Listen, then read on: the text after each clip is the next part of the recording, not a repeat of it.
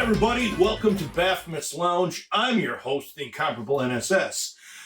And you've probably noticed the theme song to Baphomet's Lounge TV episode. It's called Vangelic. And of course, there's this wailing guitar solo.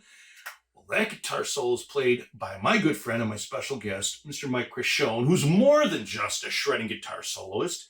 He is one kick-ass recording engineer and studio builder on the side, and he's one of the only human beings on the planet that still cuts his hair with a flow bleed, if you know what that is. You caught me on a great hair day too. Yeah, exactly. It's summer vacation. Yeah, exactly. Slime's my brother. Wonderful studio here. This is Underground Magician Studio Mark 3.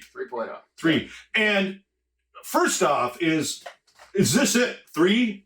Because you build... I sure should hope it is, because I don't build them because I'm desiring, I build them because I move. So yeah. I'm hoping that, that this is, How did you ever find out, like, the last 2 houses, what they did with those studios? Well, the first one I have no idea, because I just was happy to sell it. Yeah, obviously. But the last one, I sold it to a musician, and I'm friends with him on Facebook, and he posts videos from down there. I'd love to see it, so it's great. Outstanding. Yeah. So I actually told my realtor, and you can't do this. I said, I prefer to sell it to a musician. Like, obviously somebody could use it as like a movie room or something like that, but I prefer, she's like, you really can't do that. And then, like, when it came down to it, I'm like, this guy was like bidding, and I'm like, is he a musician? And she was like, yeah. I'm like, good. Because Mike was just to give you some ideas. So Mike is actually a physicist, a physics teacher, but you have some. You have not even close to physics. Not even close to physics. But he is trained in the sciences, and he takes this to the nth degree. So as he's showing this to me, you do. He's like, well, you got to make sure these walls aren't parallel because the sound goes in these resonant frequencies, and I've got 116 feet this way and 8.7 feet this way, and I've done this and I've done this, and I wrote this tubing so that way it can't go resonating through the house. And I'm like, oh, thanks. I just got a computer and a bunch of sound equipment, and it's in my former living room, and it's great. No, I really appreciate it. And the advice of it is, you got to think of it. You got to think of it. Yeah. You got to, and I think it's very important that you do that. But it's not. I mean, it's not. You can get into a very, very high level of it, but there are just certain basic aspects of of physics that go into studio design and the sound of a room and things like that. Yeah, it's not. I mean, I'm not a physicist. But no, I'm teasing. But my mixing board's a glass table, which has got to be a no-no. You know what I'm saying? The reverber, the reflections that I'm getting off that. It's amazing that any of my stuff sounds remotely passable. But it's really neat that when you come to your thing, and this is truly a work of it's a passion project for you, and that every time, yes, unfortunately you've had to move. Hopefully this will be the last. Each one's got better. So yeah. each shot at it, I do something a little bit better than I did the time before. So I've not. That's true. That's true. Do you roughly how long does it take for you to build? From conception to And we have to, both you and I have to factor in the reality of the situation of day jobs and what have you. So do it ourselves and what have you. So we're not using that as a timeline. We're just factoring. But what is roughly, from conception to this is about what my last room was. It's about a 500 to 600 square foot space, and it was basically built from an untreated basement. And both times took me about 7 or 8 months to do. That's a labor of love. And it's not like 7, 8 months like working on a Sunday. It's like I would spend my big work days would be because I have a day job. Right. My big work days when I'm like down here for 8, 9 hours would be a weekend. But I would work every night doing a little bit of electrical or doing a little bit of HVAC or doing a little bit of wiring or And this is all you. Okay. I didn't. What I didn't do, and you could appreciate this. So this is the first one I didn't huff in the drywall and do the drywall because it's just fucking. Cool. It's just first of all, the guys who really do drywall are artists. The guys who like they're that's a skill. My last one looked like ass, and it's a skill that I don't have. So I did pay someone. I had it all framed out, had everything else done, and I told the guy, I said it's going to be about 70 sheets of 1/2-inch drywall to do this. And he's like, "What are you talking about?"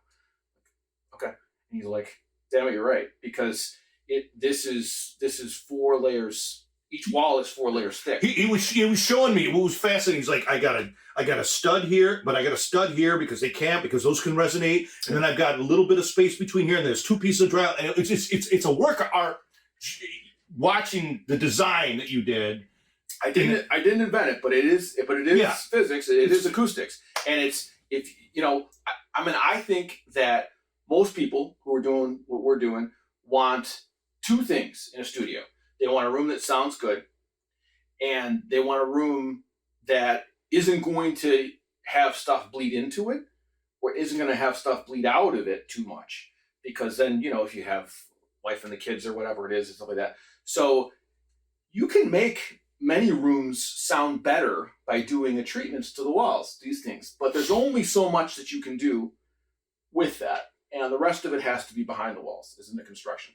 And especially anything that has to do with stopping sound from getting in or out is all in construction. I just had a guy who I used to work with who knows I do this kind of thing, and he's like, "Hey, I got a basement room, and I'm wondering if I put some of that stuff if I put in the ceiling, is it going to help me not hear the living room upstairs?" I'm like, "No, it doesn't do a damn thing. It does not. What you see on the walls only affects what happens in this space. Doesn't do a friggin' thing in terms of transmission. All of that is in the construction. It's in how you make your ceiling. It's in how you make your walls. It's so, and where I am in my studio, and I have an airport, not too far away, so I do hear the planes take off and things. Yeah. And even more, and it doesn't bother me, but I have a train depot or a train yard right there. So in the middle of the thing, I'll hear them clang together, or the air brakes will go off and stuff like that. But the thing is, there's nothing I can do about it. It hasn't ruined one of my takes yet. Yeah, so every studio has things that you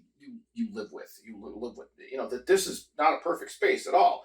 Better than mine. But you can, an untreated room, you can do an awful lot with in terms of making that room sound better.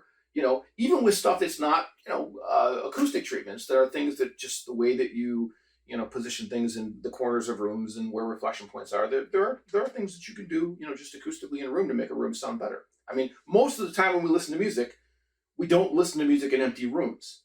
And most of the time we listen to music, we listen to it in a real space. So the trick is to make your real space sound as even as possible. Which so this was something that I have this you guys are gonna kick out of this. So when I first got studio monitors, and Mike has always been on me, he's been a wealth of, as I'm building a mix, I'll give it to him to critique it, and he'll be like, "Well, have you thought about I'm like, oh, all right, I got to go back to the well and dig into that." And I can't thank you enough for that. You'll be. We do that for each other. Yeah. You okay. All right. Listening for me too. Yes, so. I know. I get it. Okay. But I'm just saying. Yes. Now you got around ruined my train of thought that I was going to go on this thing. But the point is, I guess you just ruined my train of thought. See, but where I was going to go with this, son of a bitch. We were talking about even rooms. You helped me with. Give me some guidance on some of the stuff and things that you hadn't thought about before. And I was talking about how rooms helping you with mixes and. We met in 1996. We just determined that before the video. Yeah, we just determined that, and that was like a long time ago. So as you can tell, we're quite aged. Now to divert a little more, when you're talking about. This is where I keep my guitars in this area of the studio, okay? But as you're talking about me tracking the guitar solo on the theme song for this, I'm realizing, but this is the guitar. This is it. This is what I played back in 1996, and you see how, I don't play it as much anymore, but this actually, is the 2000-ish, yes. Yeah, this is the actual guitar solo. Guitar solo. Guitar that we use. So what is that? A Hamer. Hamer Chaparral. Hamer Chaparral, 80s style. Yeah. Okay. Yeah. Probably you could probably sell that on eBay for about $4.5 million, I would think. You know? They're not going for quite that much, but Hamer makes they're well-made guitars. Except their finishes. I mean, like this finish is. It happens with a lot of Hamers. It's getting all pocked, and but. No, I mean it's great. I mean, well, we've known and really good catch. Well, my brain went. Okay. So it was great. Did you come back to it? Not yet. I will after I shut off the camera. But and I'll have an addendum next week. Say, by the way, we're a couple old guys. What do you want from us? Yeah, thank you for watching. But so Mike and I, we've been in and out of projects together. We met back in '96. He's like a stellar guitar player. And we've worked in many side projects, and he's played on a lot of my solo stuff. Most recently, All That and Brains 2, a remake of it. He actually played on the first version in '98, and then came back again almost 20 years. And actually, I've only recorded in Studio 1 and 2. I've not recorded it in Studio 3. But 6 years ago today, August 1st, we recorded Mr. Hand Puppet Man. That's right. In Studio 2.0. Studio 2.0. And the video was shot primarily in Studio 2.0 and some of my stuff. So right. You could actually see that. And I will put a link to that video down below in the comments, along with stuff to go to my website. And well, I don't have my swag with me, but if you would like to buy the stuff, I have links down there to purchase it. So that's swell.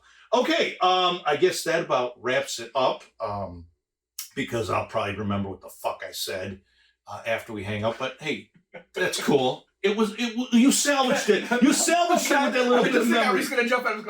I'm trying to remember when I met you in '96. Can I tell the story? Oh, go ahead. That's why, by all means. If you find this interesting, this is please. Dr. Fry, who's played keyboards on a number of projects. That it also played keyboards in a band we were in together called Riley.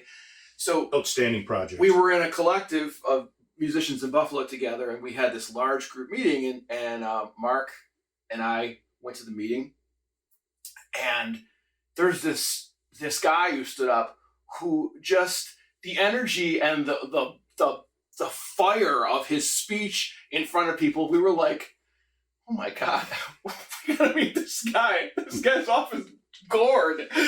So we both went up and hi, I'm Mark and Mike from Riley. You're on SS. We'd like to, and we played a date together. And then we were like, we should play a gig with this guy because he's. And then you were our sub bassist. Well, no, it gets better. We played this show together, and I was an acoustic because at the time I couldn't get along with anybody, so I went back to being an acoustic artist. And I opened for them, and Mark came up to me and said, "Don't do this song last." Which turned out to be Hand Puppet Man. Oh, yeah. So then they came up and accompanied me on that one. So, on the second album, you guys would back me up. When I would do an acoustic show, you would back me up with All That and Brains 2. And we did a version of it. And then you guys came up and would play it. And then that would transition to your band. And then what happened is Riley, and if you could find Blueprint, is it on Spotify? Oh, yeah. Remember, you're the impetus for being on Spotify. Thank you. The things he forgot, you should have me as a consultant. I can occupy the other half of your brain. Exactly. It's his pestering that basically got us to put it on Spotify. So go ahead. I really would recommend you look up Riley. The album's called Blueprint, only one album, and it is fantastic. And I was a big fan. I love that album. And what happened is that the regular bass player was actually a police officer. So he would have various nights where he was working. So I was the sub bass player, which I was the backup, and I loved playing for Riley. It was great stuff. And there was a show one time where he actually showed up. Officer Ken shows up. It's a funny story. He's retired, so we can say it now. You can say it. He comes up, he plays. So he comes up with 4 of his cops to see the thing, and he's in uniform. He's in uniform. He's working. He's in uniform. Yeah. There's 4 other cops in there. So he didn't just show up. Yeah, he's working. Right. He's got the guns on. He's got the wait. So he goes, "Do you mind if I play one of the songs?" I'm like, "Go right ahead." So he unbuckles his belt, his things, his guns. He puts it under the bass rack, and he takes the bass, and they play a song together. So then we're playing. I go back up, I play, and then he's fucking around. He's on the floor looking. I'm like, what's going on? He's like, I can't find my gun. I'm like, holy shit. I'm just like thinking this is not going to end well. But yeah, we did fight it. And Ken, Officer Devlin, he's now since retired, and they don't know what's happened to him. He lives right around he lives in Holland. Yeah. Oh, really? Yeah. He's got a great place in Holland. Great guy. Fantastic guy. The drummer, Kurt Reimers, who's in Syracuse area. He is, close to Syracuse, south of Syracuse. Yeah. He was actually using at the time it was a trap cat. He was using a fake drum. He still uses it. Yeah. And then Dr. Fry, the other lead singer and songwriter, and these two shared vocals and songwriting. He real doctor. He went down. He's a real McCoy. He went down to Tennessee, Nashville, and now he's in LA, and he's like gastrointestinal. You could Google his name and you'll see videos of him talking. It's like in LA Children's Hospital, and he's a leading authority on, this, whatever it is, the leading authority on. I think some gastrointestinal for children or something, and he's just my new single. He's played on everything I put out recently. And MCJ band stuff, a monster Hammond B3 player. So yeah, definitely Riley Blueprint. Outstanding album. I would love to hear a remastered.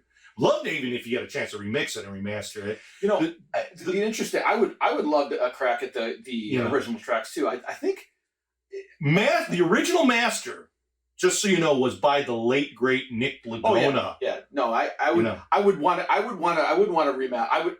go and basically remix it. Because Nick, that was a different story, but that was fantastic. But I would love, and it existed in session 8, so who knows how back upable it was back then. I do want to. Do we have more time? Well, what the hell? Yeah, we've got hard to space. I mean, to say because you're here, and I thought, well, we're talking about. You guys like to see two old guys ramble? Stick around and keep watching. Click and subscribe for more fun stuff. Carry on. So after Riley, disbanded. After Riley disbanded, and I was sort of like, for the first time in a long time, was without band. The only real musical outlet that I had at that point was you, and used to do a monthly residency, a coffee house gig. And I remember it was like the first month after, you were like, just come to the gig, just bring your acoustic guitar, we'll just do this. And I started doing that, and that sort of turned into me making solo music. Like, that was the first time I had ever on a stage played a song by myself, was at the Coffee Bean Cafe with you. And you saying, go, just play a couple songs. And I was like, holy shit, I don't know if I can do this. And you haven't heard I would have, I'm not sure I would have ever got to that without that little push, This is fascinating to me, because if you haven't heard his voice, you're going to fucking lose it. Okay. He's got an amazing voice, and not his shredding guitar. It's just a tenth of what the guy can do. Right. And to me, like, you needed me and my will go on and play anywhere. And I'm glad he played with me, because you think my voice sucks, you should see my acoustic playing. And the guy basically backed me up, and you should check out my third album, which is he played on there. Yeah. And which features Mr. Criscione here on that one. But dig this. He's got a older brother, younger brother? Younger brother. Yeah. And great guy. And one day, I never even knew the guy could play and whatever like that. And she showed up, and I've known his brother for years, from gigs and stuff like that, and stuff like that. I know Mark, right? Yeah, brother Mark. Yeah. And of course, if he sees me, and hugs and kisses and whatever like that, it's great guy. And so one night he shows up at the Coffee Bean. I'm playing. Mike and I are playing, and we're going to goof around. I didn't even know his brother was even remotely musical. And the fucker sits on a piano, starts playing, and he starts singing. And he's got a great fucking voice. And the two got to say, it's amazing, okay? Mike's version of Put on My Blue Switch, Walking on Memphis, will send shivers down your spine. Your stuff, MikeCriscione.com. You can definitely check it out online. Just Mike Criscione on Spotify. Check out his stuff. there was a song off your first solo album called Dragonfly that you'd written this gorgeous, absolutely gorgeous orchestral arrangement. And I felt like, I was like, I have to top this. I have to do this. So it's been like this burning desire to do an orchestral arrangement in one of my songs because of what you've done. So thank you for... So do it. Yeah, I will. Trust me. So Don't you worry. I will. Don't you worry. Oh, I will. Don't you... I will.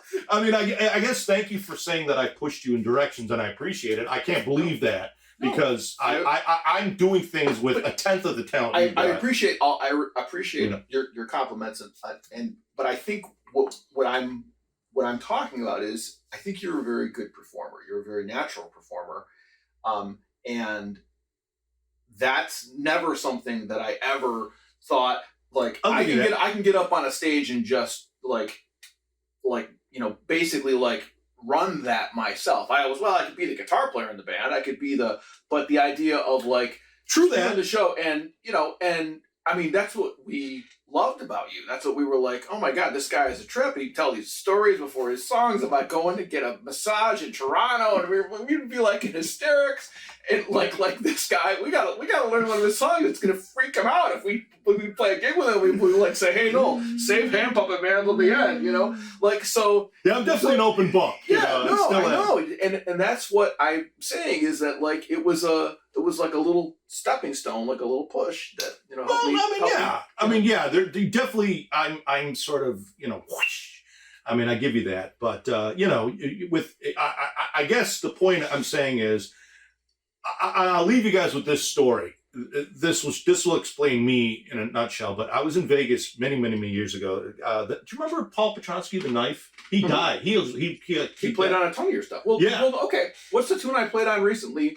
He said the Mustache Part 3, right? That was his, I never pronounced it, but yeah. So he died. He was the original. He was the original guitar solo. Because I remember calling you saying like, "Well, how close to the knife do you want?" Yeah. And I love your solo again. So I went to Vegas because I played on Greg Klima's album, New Clothes. Does he have a Martin guitar in there? Yeah. And Paul takes me. Nobody's gonna listen. No, to it fuck anyway. them. Yeah. Paul takes me downtown to Vegas, old Vegas, down there, and I go on stage. There was an open mic session, and I go on stage with these guys. And these guys, I'm playing all these standards, Tobacco Road and so. And these guys, I'm like saying, "Hey, try this track out." I call it off, and they're playing it. And I'll never. This is the kid is. I'm playing Stormy Monday. Mm-hmm. Now I'm a fucking hack with a capital H. So I'm playing, it's blues, I can do that. But Stormy Monday's got that different changeover, and I'm obviously lost. I start out in F sharp or whatever, but I'm lost. And this guitar player sitting right next to me, he leans this way, but he leans, he goes, G, G sharp, A sharp, B. And, whatever, now it's a turnaround. And I'm like, thank you. Like, this guy was so good. He like knew I was lost, called off the chorus, and I did the wraparound. So I played about maybe 45 minutes with these guys, and then I get off the stage. And when I get back, Paul was like, the Knife was like, "Do you know who you were on stage with?" I'm like, "No." He's like, "Well, that guy that helped you out, that guy Bruce is like with Cirque du Soleil, and that guy runs that drummer Razul is the best drummer in this thing. That guy runs the largest lounge. Like I'm on stage with guys I shouldn't even be allowed to be bringing tea to, and I'm playing with these guys. And that's me in a nutshell. That I'll just, I go where angels fear, where devils fear to tread. You know what I'm saying? Hey, there's a pool, jump in. Oh, I just noticed there were sharks. So yeah, I've gotten better with old age, to be a little bit more tempered. I mean, that was part of my insanity that I dealt with. Or now I'm like, I don't think I'm going to do that. But there is a level in me that'll still say, what's the worst that can happen? I think that if you're going to perform something at any level, you have to be comfortable with saying to yourself, yes, I'm going to say yes to this. I'm not sure exactly how I'm going to do this, but I'm going to say yes to this. Like we said yes to playing with Dan Toller, and that was like, holy shit, yes. And especially the circumstances that led up before the gig. So we get booked a gig with Dan Toller from the Allman Brothers, okay? Dan Toller played in, I think, 79. He was like the Enlightened Rogues, Brothers of the Road, and the one with Angeline on there, Reach for the Sky. So he and his brother Frankie, the drummer, also, who Dan's now passed, and Frankie's actually since passed. And they played on Greg's solo album. I think they co-wrote, or I'm No Angel. I'm No Angel. Yeah. He's a guitar player on that one. So we do a pickup date with him, and we were going to rehearse one day, and it was a 5 or 6 song set. It was your standard Dreams. Not 5 or 6 songs. No, it was the headlining set. It wasn't 5 or 6 songs. I think I still have the CD. Probably at least 12, 13 songs we played with him. What was Allman Brothers? So there are 3 songs. One song's about 4. We did Dreams. Dreams. Whipping Post. Whipping Post. We did like... I'm not going to say... We were the headliner. We just played 5 songs. All right. See how like pieces of my mind goes... I'll take care of this load. You take care of that load. Maybe I can maybe I need to chill out on this stuff. Okay. Anyway. But we do this headlining set. And we were going to rehearse with him on a Monday. And then we were playing. It was the night before Thanksgiving, so it was a Wednesday. Was the show? Wednesday was the show. Bell Star Reunion, and that week, let me tell you a story about Buffalo. Buffalo has lake effect snow. Syracuse gets more snow than we could ever dream of getting, but we get the exciting snow. We get the blizzards. That's exactly it. And we get because it's cold air, warm lake, or on the reverse, cold lake, warm air. So what'll happen is we have a white Christmas every other year, okay? But we could get a snowstorm in October or November, okay, and like up to your eyeballs and be gone, and then have a green Christmas that year. On the flip side, we average maybe 20, 21 degrees. It gets a little bit colder, but we're not that cold. It's not like Midwest cold. Yeah, no. You know, and then on the flip side, it'll be fine, and then March. April. Yeah. So we get this Snowvember thing. I remember I had to walk because my ex-wife at the time was trapped on the highway. On the 190. And I'm walking on the highway the 90. And it was like a movie. It was like a movie, like a Godzilla movie. Everything's locked down, like or some sort of disaster movie. You expect it, and everything's locked down. I'm walking all the way down. I'm walking up the highway. There's nothing but lights facing me. Bright lights. I'm just walking down the highway for miles. With a shovel, and to pick up my ex-wife who was stuck in a car. And so they canceled the rehearsal, but the show must go on. So we literally play with this guy a full set, more than 5 or 6 songs. Yeah, more than 5 or 6 songs. I'll have to post the set list is probably. I have this somewhere. I have it in my gig calendar somewhere, or on my database, of course. I'll die laughing if it's 5 or 6 songs. No, it's not 5 or 6. Die laughing. I know we did a couple of Dan Toller solo. We did Dreams. We did Whip and Post. We did I'm No Anus. We did a couple other things, but we also I think we did a Stevie Wonder song too. I'm almost positive. We'll have to double check that. But anyway. But anyways, so we do this pickup date with Dan Toller from the Allman Brothers, and actually a guy called Tony something. He was the keyboard, a Hammond keyboard player, and he was funny thing. He actually played on a Beloit Cult album at that time. He told me. I think I got him an autograph it too. Heaven forbid. So, but So we did that pickup date, and that was trial by fire. Well, but it was basically Toller was in love with him. Toller was like, dude, this guy, I'm gonna cut his fingers off. He's fucking amazing. So if don't listen to me. Maybe I'm a hack. Dan Toller thought he was amazing. Well, I don't know about that, but I know. I was there, and I remember it. Well, he liked the fact that I learned his one song in octaves, and we didn't tell him we were gonna do it. I was gonna do it in the rehearsal and be like, hey, do you mind if I do this? I'm just doubling you. And then we had no rehearsal because we had a sound check. Yeah. So we basically had like one song and a sound check. We sound checked on that when I played it, and he looked over and smiled, and I was like, oh, okay, all right, yeah. So, but that was probably one of the most anxiety prone gigs because he was as pro as they come. Yeah. And it wasn't going to work unless we were super, super prepared. And that was just saying yes. I mean, that's where that was just about like, can you back up Dan Tiller? Yeah, sure, we can do that. And we had to be ready because we didn't get our rehearsal. We got one song with him, and then we were playing. And again, I wouldn't, this is where, I wouldn't go on stage with them. I would be apprehensive now that I'm older and 10 times the bass player I used to be. You know what I'm saying? I'd be more apprehensive now because it was, and that's where that little bit of, fuck it, let's do it. I should have never been on that stage with that guy, but I was. Neither of us should have been. No, you could hold your own. Polt could hold his own. You know what I'm saying? I should have never. He was super, super, super impressive player. Yeah. And he's a pro guy. He played with he played with the Allmans. He's definitely no joke. There's actually, check it out, there's a really good concert from Andover, Maine that they played with him in like 81, 82 that you can see on YouTube, the full concert. And, it's him and Frankie, his brother, with Butchie trucks and those things. It's really, really impressive. Yeah, I remember, I had this experience before, but he was one of the ones that, hammered this home to me is that, like, how much tone just comes from, your hands and the guitar, and not a lot of stuff between it, which is not the way I set things up. But if you remember, he was guitar, amp, cable.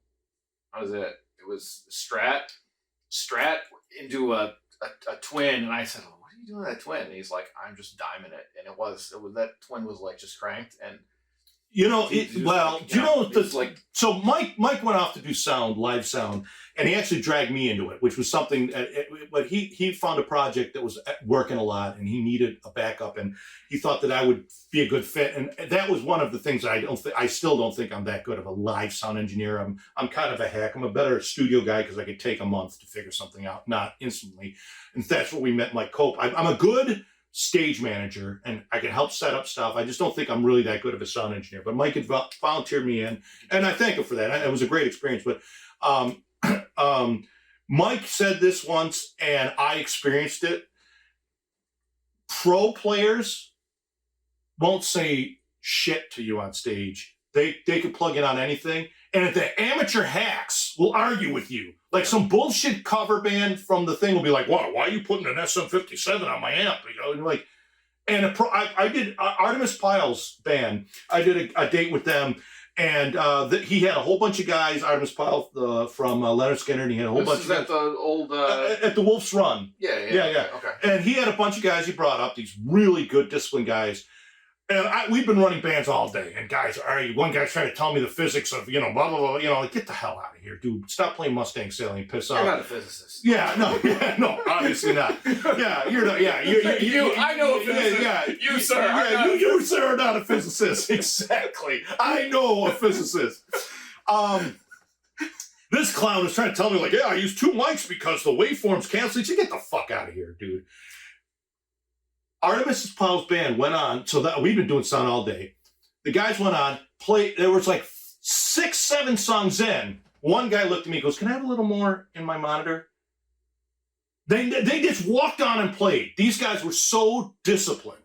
They just walked on and played. It was stellar. It was stellar. And that is the truth. Like you said about Dan Tull or whatever, they're like, twin verb, cable, a mic. They know their instruments so well, and the hacks are like, trying to talk to you about this. Like, get the fuck out of here. Yeah, you know what? Go listen to Led Zeppelin. You see that guitar amp? Mike with an SM57. Just so you know that, you know? Right. So, yeah, get out of here, But, we got to do this again. I forgot how much we have a little bit of history. A little bit. Actually, when we're playing... But I can't keep up on the sort of like, your depth of knowledge in rock music is like, way mine is way more pocketed. Yours is super wide, like, so I that's why I just feel like some of the stuff that you do, I'm like, he's I will say this is the one episode a few weeks ago I was like, and when is he going to mention the word yes when you're talking about bands members? Okay. It was like 35 minutes into the episode. I'm like, oh, thank you. The one freaking band I think of that has had like a jillion members 35 minutes into the episode. He finally mentions, yes. Well, because they fell into the last category. Oh, believe me, I was sitting there going like, oh, I am going to comment on this. I'm going to blow him up in comments if he doesn't mention yes. But, yes, but they fell into the category. You got to remember. Okay. I know. That's why I said you have very wide breadth of knowledge, very deep. Yeah, well, that's my passion, obviously. Just like, you know, like the whole, like, I walked into the thing. He's like talking to me. He's like, you see this here? I was going to build a studio here, but you see this? Ding, ding, ding, ding. He goes, this will carry all the way up there, blah, blah, blah. So he literally, he get like, fucks up his pipe. He cuts his piping so that the metal ends and it becomes this flexible piping so it doesn't carry the sound and all that stuff. So don't tell me about, oh yeah, I got this depth and you got all these other depths. Pocketed knowledge. Yeah, pocketed knowledge. Like I said, the whole idea of like having shift in studs so that if they were together, they can't, like, the sound can't hop from one to the other because Magic Sound does physics. It's physics, exactly. And you, my friend, are a physicist. Former. Way former. We have to do this again, Mike. Sounds good. I really do want to do this. There's a lot of stuff I forgot about our history and stuff, and of course, it's kind of the theme here. I think you would just need a memory aid. Maybe we can get you some Prevagen for these shows. Oh, well, I guess it might be the sign of the times as I'm heading down into I guess that'll be great. Yeah, when I'll be well, I always swore, you know, I said once I hit my 80, I've never done drugs, believe it or not. Never, ever, ever, ever. And I said once I retire from doing anything, that's when I'm going to be that old man in the colostomy bag bombing at the next rave. So I'm going to be like 82. Hopefully I'll have like a night nurse and a bodyguard, someone to hold the colostomy bag, and I'm going to be woo, you know. So 82. Start late. Yeah, exactly. Well, I'm a late bloomer anyway, so whatever. Yeah. But then again, I'd like to live to 100. I actually have a minor goal. There is in Angola, there's actually a time capsule that opens in 1973. So that would make me 103. I would like to see that open. Wow. Yeah, that's... But the rate I'm going, I don't even know I'm there. So... Okay. Good luck. Hey, man. I'm rocking up. Cheers, mate. Okay, to 2073. 2073. So we'll see if we can do that. But hey, I might not even know I'm there. So guys, if you like what you hear, please like, subscribe, comment. And I've got links below of all the stuff I've got to remember that I talked about to remind you to check out. And yeah, I guess till the next time, peace.